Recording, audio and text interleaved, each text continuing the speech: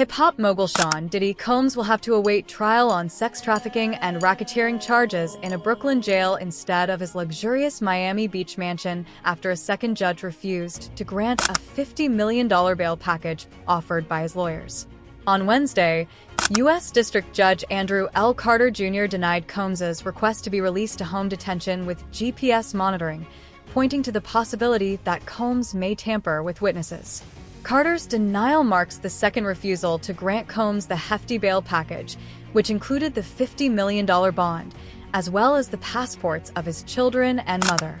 The 54-year-old was initially denied bail and ordered to jail on Tuesday after he was federally charged with sex trafficking and racketeering.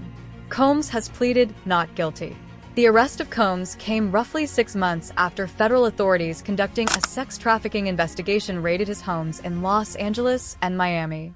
The 3-count, 14-page indictment alleges racketeering conspiracy, sex trafficking by force, fraud or coercion, and transportation to engage in prostitution.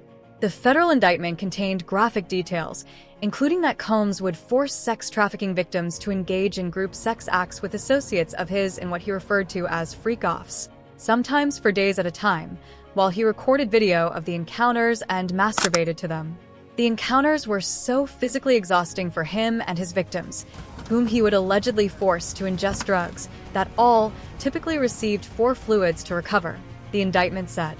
It added that during the raids on Combs's Miami and Los Angeles homes earlier this year, investigators seized drugs and more than 1,000 bottles of baby oil and lubricant, as well as 3 AR-15 guns with defaced serial numbers.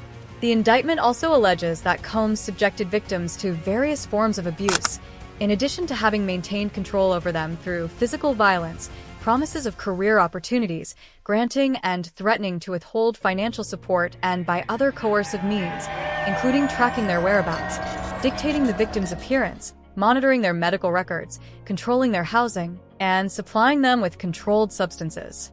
Combs's alleged criminal conspiracy, the indictment says, relied on employees, resources, and influence of the multifaceted business empire that he led and controlled, creating a criminal enterprise whose members and associates engaged in and attempted to engage in, among other crimes, sex trafficking, forced labor, kidnapping, arson, bribery, and obstruction of justice. His lawyers tried unsuccessfully on Tuesday and Wednesday to keep him out of jail. In addition to offering the bond, his lawyers pledged that Combs would turn over his passport and said he was attempting to sell his private jet. They said that conditions at Metropolitan Detention Center in Brooklyn are not fit for pretrial detention. Prosecutors argued that Combs was a serious flight risk and that his net worth was close to $1 billion, including more than $1 million in personal cash on hand as of last December.